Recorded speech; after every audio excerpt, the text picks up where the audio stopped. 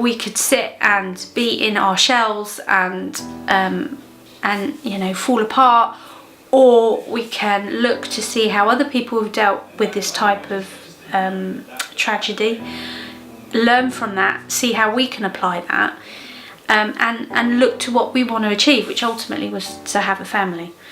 And that's our big goal. We want to have a family, because it is a massive part of my life now. That 9 months of going through a pregnancy, I cannot then detach the day when he came out, because that was the final part of the journey for him, and I needed to be strong for him to be able to deliver him. I needed to be able to do that last part for him before I said goodbye, and it really helped me to embrace that delivery.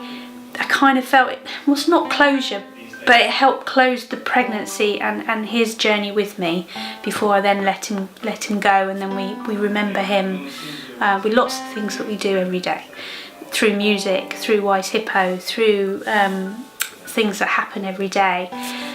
We remember our son Cuddles, and we don't want to forget him. We don't want to put him in a box and not remember him. We want to keep him alive and also tell his brother about him when he's old enough. And then it helped us with our grieving process and our recovery.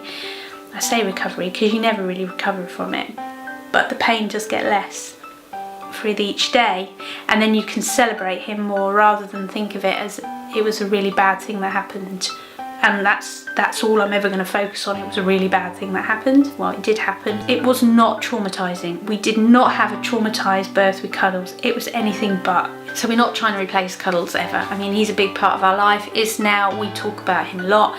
People don't want us to talk about him. It's really weird how people approach us about it. People don't know how to deal with it. I mean, it's really strange. Death is the one certainty we have in life, and yet none of us know how to deal with it, especially when it's a baby or it's a child. People don't know how to talk to you. We had decided really quite early on that we wanted to go again.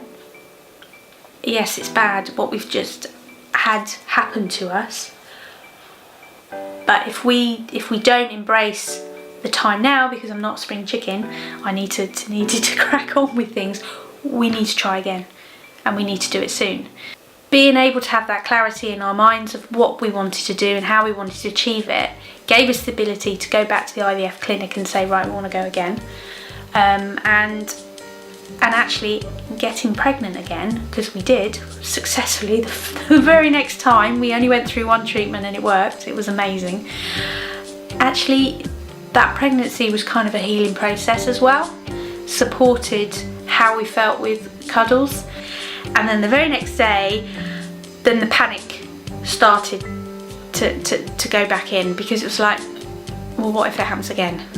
How are we going to handle this? How are we going to manage a whole nother pregnancy with what could be exactly the same scenario at the very end of it?